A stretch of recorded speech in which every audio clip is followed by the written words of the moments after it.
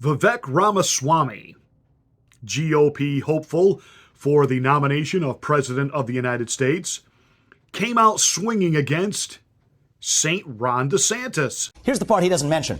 One of those crony capitalist privileges was, and I think the most relevant one, was codified into law by none other than Ron DeSantis in 2021. Oh, this is going to be good. Let's get ready to rumble!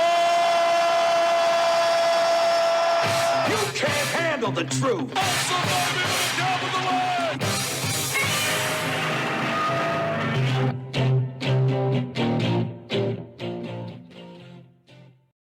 Pastor Marty, that's Fletcher over there.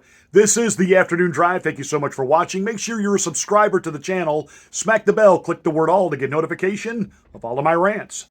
Governor Ron DeSantis is the GOP version of Gavin Newsom. Gavin Newsom is the guy that I refer to as the California Ken doll.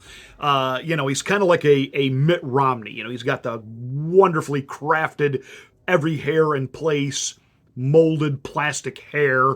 He's got the Hollywood smile. He looks more like an actor on a B movie than he does a governor. Of course, then again, they had an actor for a governor, and we know that didn't work out well for California. And now Arnold has completely lost his mind and, is predicting Donald Trump cannot win. Really? Because, Arnold, wasn't that long ago that you were telling us, follow the science, screw your freedom. Well, let me just say this as affectionately as I can there, Conan. Screw you. But Ron DeSantis is the GOP version of Gavin Newsom in this sense. He's young, he's articulate, he's good looking, he's got a beautiful family, he's the right picture. And he agrees with the quote-unquote Trump agenda. And he has taken these stands against the woke culture, which is what the base wants right now.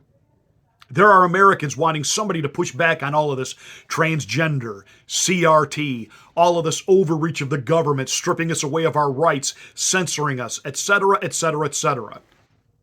So it made sense that when Governor DeSantis basically put a law into place in the state of Florida that teachers were not allowed to sexualize children under the third grade. In other words, you're not going to talk about your gay lifestyle with 4-year-olds, 5-year-olds, 6-year-olds, etc., etc., etc.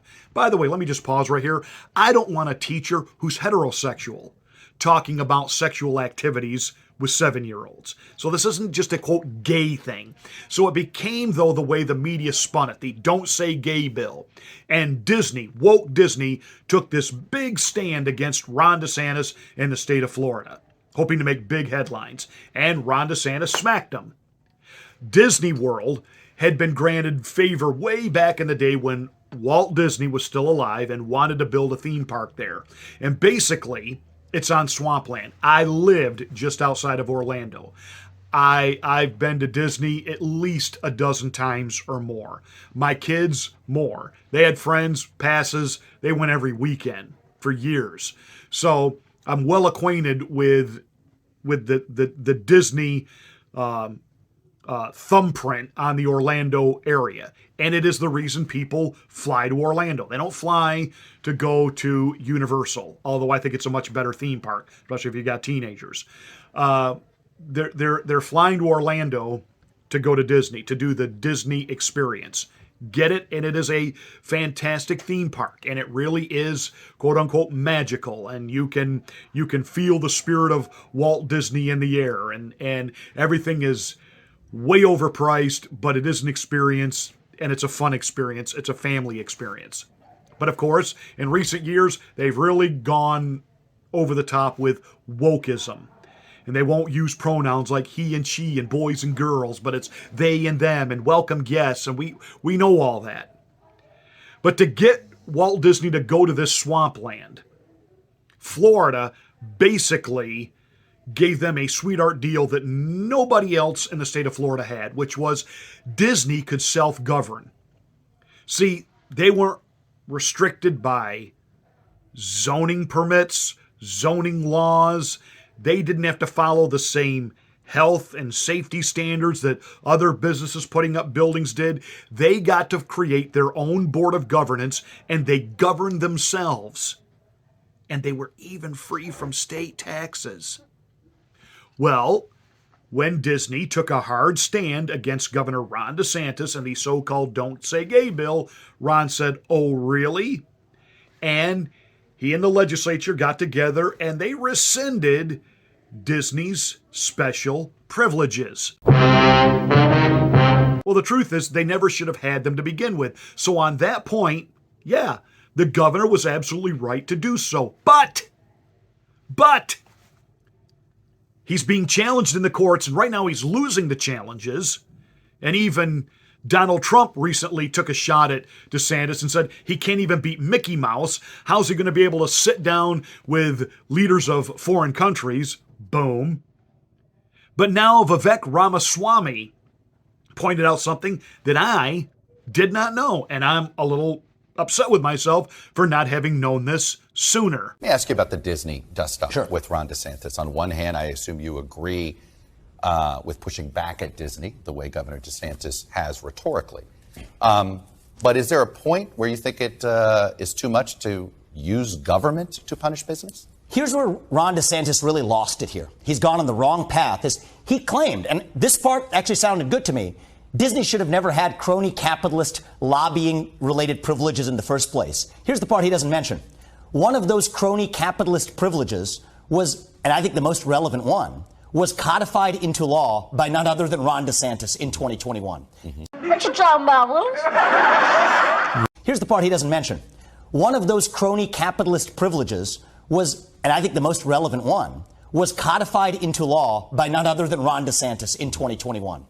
So Florida passed this political anti-discrimination statute, which I applauded at the time, said if you operate internet companies, this includes streaming services like Disney does, that you can't engage in viewpoint discrimination. Now, here's the funny, dirty little secret of that. They wrote into a last-minute exception into that law for anyone who also operates a theme park more than 25 acres in the state of Florida. That's crony capitalism. And so the irony is Ron DeSantis, who's now railing against crony capitalism and rolling that back, was the one who actually passed that into law for the case of Disney. So I think that undermines the credibility of his crusade. I prefer to get to root causes rather than doing political stunts. So Ron DeSanctimonious lecturing Disney on we're not going to tolerate your wokeism here in Florida. I'm going to do something about it. And Republicans around the country went, this is what we want. This is what we need. Somebody who knows how to push back on this. And we find out he was rescinding his own laws and privileges that he gave them just a couple of years before.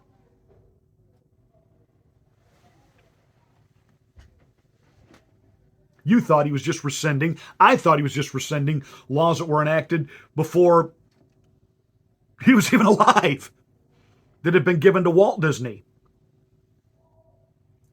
Turns out, Ron DeSantis was giving Disney all kinds of extra privileges. And when he was taking that bold stand, remember when Ron DeSantis said that, Facebook and YouTube were not going to censor the people of Florida on their social media platforms, or they would not be doing business in Florida?